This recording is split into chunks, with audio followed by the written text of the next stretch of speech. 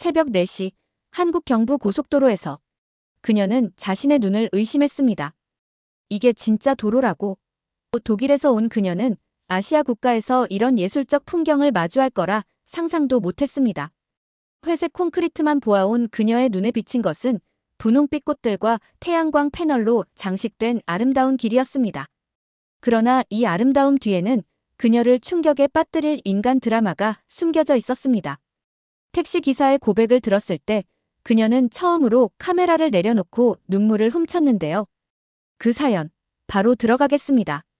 안녕하세요. 제 이름은 안나 밀러예요. 독일 출신 다큐멘터리 저널리스트죠. 15년 동안 세계 각지의 도로와 고속도로에 관한 영화를 만들고 있었어요. 유럽, 미국, 중동의 도로들을 봐왔죠. 제게 도로는 항상 그저 회색 콘크리트일 뿐이었어요. 특별할 것 없이 그냥 한 곳에서 다른 곳으로 가는 길이었죠. 저는 베를린의 작은 아파트에서 혼자 살고 있었어요. 제 책상은 항상 깔끔했고 모든 것이 제자리에 놓여 있었죠. 저는 질서를 좋아했어요. 사실을 좋아했고요. 동료들은 제가 때때로 너무 진지하다고 말하곤 했어요. 제가 듣지 못한다고 생각할 때 저를 도로 현실주의자라고 부르고 있었죠. 전 신경 쓰지 않았어요. 실용적이고 사실에 집중하는 것이 자랑스러웠으니까요. 그 화요일 밤도 다른 날과 똑같았어요. 컴퓨터 앞에 앉아 다음 달에 촬영할 장소를 조사하는 동안 빗방울이 창문을 두드리고 있었어요. 커피는 식어 있었지만 눈치채지 못했죠. 목록을 작성하고 정보를 확인하느라 바빴으니까요. 전화기가 진동했어요. 프랑스인 프로듀서 소피의 메시지였죠. 안나, 이 영상 봐야 해. 당장. 한숨을 쉬었어요. 소피는 항상 뭔가에 흥분하고 있었어요. 그녀는 제 반대였죠. 항상 감정적이고 항상 밝은 면을 보는 사람이었어요. 하지만 일을 잘했기에 그녀가 보낸 링크를 클릭했어요. 영상이 천천히 로딩되고 있었어요. 그리고 보였어요. 푸른 산들을 부드럽게 감싸 도는 고속도로가요. 분홍꽃이 핀 나무들이 양쪽에 줄지어 서 있었고 도로 방벽은 못생긴 회색벽이 아니라 태양광 패널로 덮인 세련된 패널이었어요. 휴게소는 분수와 정원이 있는 공원처럼 보이고 있었죠. 이게 진짜일 리가 없어. 빈 아파트에 대고 소리내어 말했어요. 컴퓨터 그래픽임에 틀림없어. 하지만 뭔가 세부적인 것들이 너무 완벽해 보였어요. 빛이 도로에 부딪히는 방식. 자연스럽게 움직이는 작은 자동차들. 눈을 뗄 수 없었어요. 밤새도록 더 많은 정보를 찾고 있었어요. 지도를 보고 기사를 읽고 공식 웹사이트를 확인했죠. 아침이 되자 화면을 응시하느라 눈이 충혈되어 있었지만 진실을 알게 됐어요. 이건 실제 장소였어요. 한국이었죠. 어떻게 이걸 놓쳤는지 이해할 수 없었어요. 이 아름다운 고속도로에 대해 어떻게 한 번도 들어본 적이 없었을까요? 제가 촬영했던 모든 도로는 기능적이지만 지루했어요. 이건 달랐어요. 이건 마치 예술 같았죠. 샤워도 하지 않았어요. 그냥 옷을 갈아입고 가방을 집어들고 곧장 사무실로 걸어갔어요. 상사인 칼 하일리히와 당장 이야기해야 했거든요. 칼은 제가 그의 문을 두드렸을 때 샌드위치를 먹고 있었어요. 그는 저를 이렇게 일찍 보고 놀란 표정을 짓고 있었죠. 한국에 가야 해요. 그가 말하기도 전에 제가 말했어요. 칼은 샌드위치를 내려놓았어요. 안나, 너한테도 좋은 아침이구나. 한국에 관한 건 뭐지? 전화기로 그에게 영상을 보여줬어요. 이것 좀 보세요. 이건 그냥 도로가 아니에요. 문화적인 예술 작품이에요. 촬영해야 해요.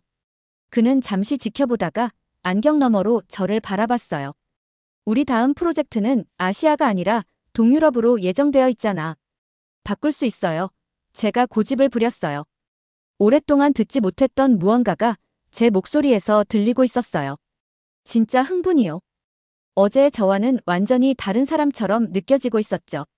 칼도 그것을 알아챘나 봐요. 그는 잠시 제 얼굴을 살펴보고 있었어요. 너, 이것에 대해 열정적이구나. 새롭네. 중요하니까요. 제가 말했어요. 이 고속도로들은 제가 도로에 대해 알고 있다고 생각했던 모든 것을 바꾸고 있어요. 칼은 잠시 생각하더니 천천히 고개를 끄덕였어요. 내 열정이 필요해. 하지만 객관성을 유지하는 걸 잊지 마, 안나. 그게 내 강점이니까. 저는 고개를 끄덕였지만 속으로는 이미 무엇을 챙겨가야 할지, 어떤 카메라를 가져갈지, 누가 제 팀에 있어야 할지 계획하고 있었어요. 가슴속에 이상한 느낌이 들었어요. 마치 수년간 잠자고 있던 무언가가 마침내 깨어나고 있는 것처럼요. 그날 밤 항공권을 예약했어요. 베를린에서 파리, 파리에서 방콕, 방콕에서 서울까지요. 확인 이메일을 보면서 이 여행이 제 다큐멘터리뿐만 아니라 세상을 보는 제 방식 전체를 바꿀 거라는 걸 전혀 알지 못하고 있었어요. 저는 항상 도로가 그저 한 장소에서 다른 장소로 가는 길이라고만 생각했어요. 곧 그것들이 훨씬 더 많은 것이 될 수 있다는 걸 발견하게 될 거였죠. 그것들은 이야기를 들려줄 수 있었어요. 국가의 마음을 보여줄 수 있었고요. 그리고 도로에 대해 모든 것을 알고 있다고 생각했던 저는 사실 거의 아무것도 모르고 있었다는 걸 곧 배우게 될 참이었어요. 서울의 회의실에는 갓 내린 커피와 깨끗한 종이 냄새가 가득했어요. 아침 햇살이 큰 창문을 통해 들어오고 있었죠. 저는 테이블에 앉아 한국 도로에 관한 다큐멘터리를 만드는데 도움을 줄 세 사람을 바라보고 있었어요. 소피는 프랑스에서 온 제 프로듀서였어요. 깔끔하게 묶은 금발에 모든 것을 알아채는 듯한 밝은 파란 눈을 가지고 있었죠. 밖은 따뜻했지만 검은 가죽 재킷을 입고 있었어요. 소피는 항상 에너지와 좋은 아이디어로 가득 차 있었죠. 그녀 옆에는 인도 출신 카메라맨 라훌이 앉아 있었어요. 키가 크고 진지한 얼굴이었지만 미소를 지을 때면 얼굴 전체가 환하게 빛나고 있었죠. 라훌은 카메라를 마치 자신의 팔의 일부인 것처럼 항상 들고 다니고 있었어요. 세 번째 사람은 태국 출신의 연구원이자 통역사인 파차라였어요. 조용하지만 똑똑했죠. 그녀의 노트북에는 이미 깔끔한 필기와 다양한 색상의 포스트잇이 가득 붙어 있었어요. 내일 새벽 4시에 출발해서 경부 고속도로의 일출을 담아야 해요. 파차라가 테이블 위에 지도를 가리키며 말하고 있었어요. 저는 눈썹을 치켜 올렸어요. 정말 이른 시간이었죠. 하지만 고개를 끄덕였어요. 막 만났지만 이 사람들을 신뢰하고 있었어요. 뭔가가 제게 말해주고 있었죠. 그들이 혼자서는 놓칠 수 있는 것들을 볼 수 있게 도와줄 거라고요. 다음 날 아침, 우리가 벤에 올라탈 때는 아직 어둡고 추웠어요. 도시를 빠져나가는 동안 따뜻함을 위해 커피잔을 꼭 붙잡고 있었죠. 거리는 거의 비어 있었어요. 서울을 뒤로하며 건물들이 점점 작아지는 모습을 바라보고 있었어요. 라훌이 제 어깨를 툭 치며 휴게소 근처의 언덕을 가리켰어요. 여기서 멈춰야 해요. 전망이 완벽해요. 벤에서 내려 작은 언덕을 올라갔어요. 공기는 차갑고 신선한 냄새가 나고 있었죠. 새들이 지저귀기 시작하고 있었어요. 우리는 조용히 기다리며 장비를 설치하고 있었어요. 그리고 그 순간이 왔어요. 태양이 산 너머로 떠오르기 시작했죠. 황금빛 햇살이 땅 위로 쏟아지면서 고속도로가 빛의 리본처럼 반짝이고 있었어요. 도로는 푸른 언덕을 완벽하게 감싸며 굽이져 있었고 아침 안개는 모든 것을 마법처럼 보이게 하고 있었죠. 목에 뭔가 이상한 느낌이 들었어요. 마치 울 것 같은 기분이었죠. 이건 그냥 도로가 아니었어요. 정말 아름다웠어요. 특별했죠. 잠시 동안 사진을 찍거나 메모를 하는 것도 잊었어요. 그저 바라보며 제 안에서 무언가가 변화하는 것을 느끼고 있었죠. 그날 오후, 하늘에 먹구름이 모여들고 있었어요. 비가 내리기 시작했는데 처음에는 작은 방울로, 그 다음에는 큰 물줄기로 쏟아지고 있었죠. 촬영을 중단하고 도로변 휴게소에서 비를 피해야 했어요. 그곳에서 황 산토스를 만났어요. 그는 30년 동안 한국도로에서 운전해온 택시 기사였죠. 그의 얼굴은 친절했지만 주름이 많았어요. 마치 그가 가봤던 모든 장소를 보여주는 지도 같았죠. 내 아들이 10년 전 이 도로에서 사고를 당했어요. 황 씨가 우리가 비를 바라보며 앉아있을 때 조용히 말했어요. 많이 다쳤죠. 하지만 그 일 때문에 새로운 안전 규칙이 생겼어요. 이제 이 도로는 모두에게 더 안전해졌죠. 저는 눈시울이 붉어지며 듣고 있었어요. 이제 이건 단지 도로에 관한 이야기가 아니었어요. 사람들에 관한, 가족에 관한, 슬픈 일들이 어떻게 좋은 변화로 이어질 수 있는지에 관한 이야기였죠. 손이 약간 떨리고 있었지만 계속해서 우리의 대화를 녹음하고 있었어요. 비는 며칠 동안 계속되고 있었어요. 우리의 촬영 계획이 엉망이 되고 있었죠. 소피는 대신 실내에서 촬영하자고 했지만 저는 날씨가 개길 기다리자고 고집을 부리고 있었어요. 우리가 온 이유가 이게 아니잖아요. 의도한 것보다 더 강한 목소리로 말하고 있었어요. 소피는 화내지 않았어요. 대신 그녀는 태블릿에 있는 몇 가지 숫자를 보여주고 있었죠. 사람들은 도로 사실보다 인간 이야기에 더 관심이 있어요. 부드럽게 설명해주고 있었어요. 반박하려다가 말았어요. 아마도 그녀 말이 맞을지도 모르겠다고 생각했죠. 아마도 제가 계획에 너무 엄격했던 것 같았어요. 예전에 안나라면 절대 마음을 바꾸지 않았겠지만 이제는 다르게 보기 시작하고 있었어요. 그러던 중 하비에르 모레노 박사를 만났어요. 그는 은빛 머리카락과 금태 안경을 쓴 스페인 출신의 나이든 남자였죠. 그는 오랫동안 한국도로 설계를 도왔던 사람이었어요. 도로는 국가의 혈관과 같아야 해요. 그가 말했어요. 안경 너머로 그의 눈은 진지해 보이고 있었죠. 우리는 콘크리트와 강철로 그것들을 만들지만 그 목적은 사람들이에요. 저는 그의 말을 제 노트북에 적고 있었어요. 그 말은 제가 이전에 촬영했던 모든 도로에 대해 생각하게 만들었죠. 저는 항상 그것들이 어떻게 지어졌는지, 얼마나 비용이 들었는지, 얼마나 많은 차량을 수용할 수 있는지에 초점을 맞추고 있었어요.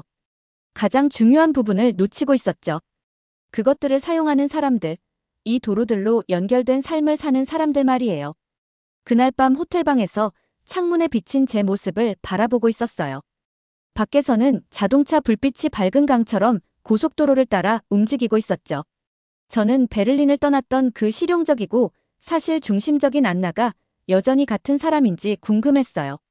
아니면 제가 촬영하고 있는 도로들처럼 저도 뭔가 새로운 것이 되어가고 있는지 말이에요. 비가 3일 내내 그치지 않고 있었어요.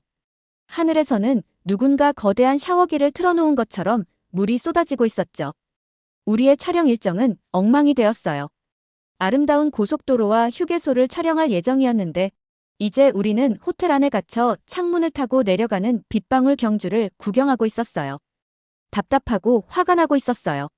제 다큐멘터리가 이렇게 진행되어서는 안 됐거든요. 소피는 대신 실내 장소를 촬영하자고 제안했지만 저는 고개를 저었어요. 우리가 온 이유가 이게 아니잖아요. 제 귀에도 날카롭게 들리는 목소리로 말하고 있었어요. 소피는 저에게 화를 내지 않았어요. 대신 사람들이 어떤 종류의 이야기를 보고 싶어 하는지에 관한 정보를 태블릿으로 보여주고 있었죠. 사람들은 도로에 관한 사실보다 인간적인 이야기에 더 공감해요. 소피가 말했어요. 처음에는 반박하고 싶었어요. 저는 항상 사실이 모든 다큐멘터리의 가장 중요한 부분이라고 믿고 있었거든요. 하지만 그녀의 친근한 얼굴을 보며 제 안에서 뭔가가 부드러워지는 느낌이 들었어요. 아마도 그녀의 말이 맞을지도 모르겠다고 생각했죠. 제가 좀 더 유연해질 필요가 있었을지도 모르겠어요. 그날 밤, 저 자신도 놀랄만한 결정을 내렸어요. 차를 렌트했죠. 직접 한국 고속도로를 운전해보고 싶었어요. 그것들을 느끼고 그것들이 정말로 의미하는 바가 무엇인지 생각해보고 싶었어요. 렌트카는 작고 은색이었는데 특별한 건 없었지만 운전대를 잡으니 기분이 좋았어요. 작은 라디오에서 잔잔한 음악이 흘러나왔고 창문 너머로 빗방울이 일정한 리듬을 타고 있었어요. 저는 시야 가득 펼쳐진 습기 어린 풍경 속에서 오히려 자유를 느꼈어요. 고속도로가 비에 젖은 긴 회색 리본처럼 앞에 펼쳐져 있었어요. 빛이 젖은 도로에 반사되어 다채로운 줄무늬를 만들고 있었죠. 저는 부산이라는 도시를 향해 남쪽으로 운전하고 있었어요. 한동안 멈춰있던 제 마음이 다시 움직이기 시작했어요. 창밖으로 스쳐 지나가는 가로등 불빛과 비가 뒤섞인 풍경을 보며 이 길 위에 스며든 수많은 사람들의 이야기, 희망과 외로움, 도전과 위로를 떠올렸어요. 이제는 단순한 기록자가 아닌 이 길의 일부가 된 기분이었어요. 앞으로 어떤 새로운 이야기를 만나게 될지 기대와 설렘이 제 가슴을 채우고 있었죠.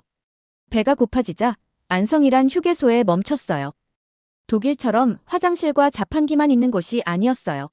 정원도 있고 지역 음식을 파는 가게들도 있고 심지어 작은 도서관도 있었어요. 된장찌개라는 국물 요리를 샀어요. 뜨겁고 맛있었는데 이 춥고 비 오는 날에 안에서부터 몸을 따뜻하게 해주고 있었어요. 나이든 부부가 제 옆 테이블에 앉아 있었어요. 여자분이 저와 제 카메라를 보며 미소 짓고 있었죠. 영화 찍고 있어요? 그녀가 약간 알아듣기 어려운 영어로 물었어요. 네, 한국 도로에 관한 거예요. 제가 대답했어요. 그녀의 얼굴이 환해졌어요. 예전에는 더러워서 오기 싫은 곳이었는데 이제는 공원보다 더 좋아졌어요. 계속 운전하면서 그녀가 한 말을 생각하고 있었어요. 황 산토스와 그의 아들 이야기도 떠올리고 있었고 모레노 박사와 도로가 국가의 혈관 같다는 그의 생각도 떠올리고 있었어요.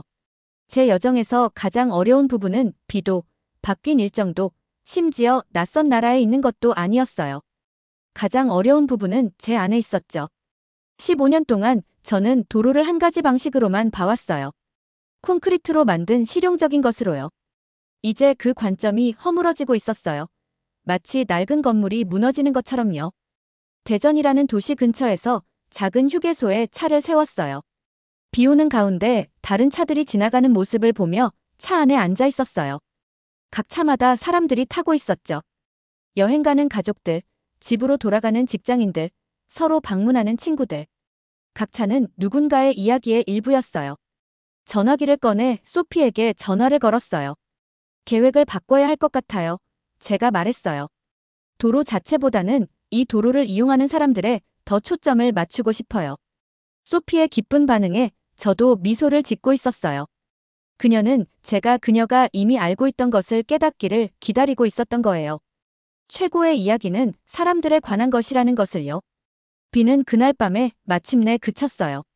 서울로 돌아오는 길에 구름이 갈라지며 별이 빛나는 하늘이 조금씩 보이고 있었어요. 젖은 도로가 별빛을 반사해서 마치 우주를 가로질러 운전하는 것 같았어요. 달라진 느낌이 들었어요. 더 가벼워진 것 같았죠. 마치 오래된 생각들이 담긴 무거운 배낭을 메고 있다가 이제 내려놓은 것처럼요. 수년 동안 저는 제 감정을 일과 분리하려고 노력했어요. 전문가가 된다는 것은 차갑게 된다는 의미라고 생각했죠. 하지만 이제 최고의 작품은 마음을 담을 때 나온다는 것을 이해하고 있었어요. 빨간 신호등에서 백미러에 비친 제 모습을 살펴봤어요. 겉모습은 똑같았어요. 같은 짧은 갈색 머리, 같은 진지한 눈. 하지만 내면에서는 뭔가가 변했어요. 저는 다른 종류의 길을 건넜어요. 머리에서 마음으로 가는 길이었죠. 신호등이 초록색으로 바뀌자 다시 운전을 시작했어요. 하지만 이제는 그저 어딘가에 도착하기 위해 운전하는 것이 아니었어요. 여정 자체를 느끼고 있었죠. 도로가 언덕을 가로지르는 방식, 표지판의 세심한 디자인, 가장자리를 따라 설치된 아름다운 조명 같은 것들을요. 때로는 계획이 엉망이 될 때 가장 큰 발견이 일어나기도 해요. 때로는 비가 당신이 원했다고 생각했던 것을 씻어내고 정말로 필요한 것을 보여주기도 하는 거예요. 한국에서의 마지막 아침, 저는 서울 요금소에 서 있었어요. 이곳은 모든 고속도로가 시작되고 끝나는 곳이죠. 자동차들이 저를 지나 여러 방향으로 빠르게 달려가고 있었어요. 어떤 차들은 집으로 돌아가고 있었고 다른 차들은 여행을 시작하고 있었죠. 각각의 차에는 저마다의 이야기를 가진 사람들이 타고 있었어요. 카메라가 제 옆에 걸려 있었지만 사진은 찍지 않고 있었어요. 이번만큼은 렌즈를 통해서가 아니라 제 눈으로 직접 보고 싶었거든요. 아침 햇살에 도로가 반짝이고 있었어요. 밝은 조끼를 입은 작업자들이 교통을 안내하고 있었고 파란색 자동차에 탄 가족이 게이트를 통과하며 손을 흔들고 있었죠. 이건 그냥 도로가 아니야. 저는 혼잣말을 속삭이고 있었어요. 이건 국가의 심장이야. 저는 콘크리트와 아스팔트에 관한 다큐멘터리를 만들려고 한국에 왔는데 대신 사람들과 그들의 꿈에 관한 이야기를 발견했어요. 독일로 돌아가는 비행기에서 잠을 이룰 수 없었어요. 소피가 옆자리에서 낮잠을 자고 라훌이 스크린에 집중해 영화를 보고 있는 동안 저는 노트북을 열었어요. 어두운 기내에서 엔진 소리가 귓가에 맴돌고 작은 화면 불빛만이 제 얼굴을 비추고 있었죠. 가만히 숨을 고르며 저는 우리 다큐멘터리를 위한 새로운 계획을 쓰기 시작했어요. 예전 계획은 너무 딱딱했어요. 도로가 어떻게 건설되고 얼마나 비용이 드는지에 관한 사실만 줄줄이 나열돼 있었죠. 하지만 이 순간 제 안에서는 완전히 다른 이야기가 되살아나고 있었어요. 새로운 계획은 단순한 정보 전달을 넘어 사람들의 삶과 감정, 그리고 그들 사이에 보이지 않는 연결고리를 들려줄 거예요. 제가 적어 내려간 구상은 이랬어요. 프롤로그. 제 생각을 바꾼 영상. 제1장. 아름다운 고속도로 위로 해가 뜨는 모습. 제2장. 모레노 박사에게 도로가 왜 중요한지 배우기. 제3장. 커뮤니티 공원처럼 느껴지는 휴게소 방문하기. 제4장. 도로 위에서 삶이 연결되는 사람들 만나기. 에필로그. 도로는 단지 자동차가 아니라 마음에 관한 것임을 이해하기. 타이핑하며 입가에 미소가 번졌어요. 이전에 했던 것과는 너무나 달랐어요. 이 새로운 다큐멘터리는 마치 한 권의 이야기책 같을 거예요. 사람들의 눈빛과 목소리, 그리고 그들이 품은 꿈까지 모두 담아낼 생각에 가슴이 벅차올랐어요. 저는 그 순간 비행기가 착륙하기 전에 이 구상을 완성하겠다는 다짐을 했어요. 베를린에 도착했을 때 도시가 달라 보였어요. 전에는 한 번도 보지 못했던 것들이 눈에 들어오고 있었어요. 지하철역마다 독특한 디자인이 있다는 점, 자전거 도로가 도시가 다양한 이동 방식을 생각하고 있다는 것을 보여준다는 점, 사람들이 서로 대화할 수 있도록 공원 벤치가 배치되어 있다는 점 같은 것들이요. 다음 날, 저는 상사인 칼을 만나러 갔어요. 그가 일하는 사무실은 기억보다 작고 아늑하게 느껴졌어요. 창밖으로 보이는 도시 풍경이 멀게만 느껴지는 공간이었죠. 제가 한국에서의 여행과 새로 발견한 이야기들에 대해 조심스레 말을 꺼내자 칼은 회색 가죽 의자에 등을 기댄 채 다소 무심한 듯 안경 너머로 저를 바라보았어요. 그래, 그가 낮은 목소리로 물었어요. 객관성을 유지했어? 전문적인 거리를 지켰어? 저는 살짝 웃으며 대답했어요. 거리보다 더 큰 가치를 찾았어요. 사람과의 연결을 발견했죠. 그 말에 칼의 표정이 살짝 풀리더니 눈가에 놀라움이 스치고 지나갔어요. 그는 잠시 말을 잇지 못하다가 천천히 고개를 끄덕였어요. 새 계획에 대해 구체적으로 말해봐. 비행기에서 작성한 문서를 그에게 건넸어요. 손끝에 전해지는 종이의 질감이 여전히 설레었죠.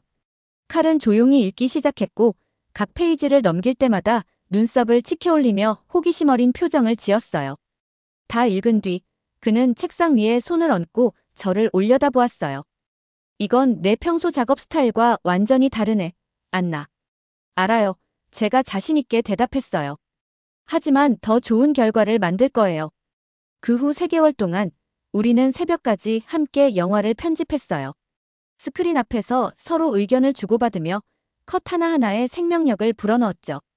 황 산토스가 아들에 대해 눈시울 붉힌 장면, 휴게소 벤치에 나란히 앉아 손을 꼭 잡고 있던 노부부, 그리고 모레노 박사가 도로에 얽힌 철학적 통찰을 진지하게 설명하던 순간까지 모든 좋은 자료들이 하나의 흐름으로 이어졌어요. 무엇보다도 콘크리트만 바라보던 제가 점점 사람들의 얼굴과 마음을 담아내는 내러티브 감독으로 성장하는 과정이 가장 소중했어요. 봄이 되자 다큐멘터리는 마침내 방영되었어요. 마음의 도로라는 제목이 화면에 떠오르는 순간 저도 모르게 숨을 멈췄죠. 시청자들의 반응은 뜨거웠어요. 제 이전 작품보다 훨씬 많은 이들이 공감 메시지를 보내왔고 이메일함에는 출퇴근길 풍경이 다르게 보인다는 감동의 후기들이 가득 찼어요. 얼마 지나지 않아 한국도로공사에서 정중한 초대장이 왔어요. 다음해 서울에서 열리는 국제 컨퍼런스에 연사로 참여해달라는 요청이었죠. 초대장을 손에 들고 있던 제 가슴은 따뜻한 행복감으로 가득 찼어요. 이 여정이 진정으로 시작된 곳으로 다시 돌아가 제 이야기를 나눌 순간을 상상하니 설렘이 북받쳐 올랐어요. 그리하여 저는 새로운 도전을 향해 또 한 번 마음의 여정을 떠날 준비를 했답니다. 아파트 창문 너머로 아래 베를린 거리를 바라봤어요. 한 어머니가 작은 딸의 손을 잡고 걷고 있었어요. 노인은 식료품을 들고 있었고 10대들은 버스 정류장에서 함께 웃고 있었죠. 도로가 그들 모두를 연결하고 있었어요. 예전에는 제 일이 세상을 있는 그대로 정확히 기록하는 것이라고 생각했어요. 이제는 제 일이 사람들이 놓치고 있었을지 모르는 것, 일상적인 것들 속에 있는 아름다움, 연결, 인간성을 보도록 돕는 것임을 이해하고 있었어요. 베를린으로 돌아온 안나는 떠났던 안나와 같은 사람이 아니었어요. 저는 여전히 사실과 명확한 정보를 좋아했어요. 여전히 모든 것을 세심하게 계획하고 있었죠. 하지만 이제 제 작업 속에는 감정을 위한 공간도 있었어요. 경이로움과 발견, 그리고 연결을 위한 공간이요. 때로는 가장 중요한 여행이 우리가 가는 장소가 아니라 우리가 그 과정에서 어떻게 변화하는지에 관한 것이에요. 한국으로의 여행은 아름다운 도로의 영상으로 시작됐어요. 하지만 제가 가져온 것은 훨씬 더 가치 있는 것이었어요. 도로뿐만 아니라 제 주변의 모든 것을 보는 새로운 방식이었죠. 그리고 그것이 가장 큰 발견이었어요. 잘 들으셨나요? 세상에는 가슴 따뜻한 이야기들이 가득합니다. 감동 힐링 사연은 해외에서 전해지는 감동적인 사연들을 소개하며 다양한 이야기들을 통해 위로와 희망, 그리고 하루의 힐링을 선물해드립니다. 조그마한 힐링이 되셨다면 구독과 알림 설정도 큰 힘이 되어요. 다음 영상에서 더 좋은 사연으로 찾아뵙겠습니다. 시청해주셔서 감사합니다.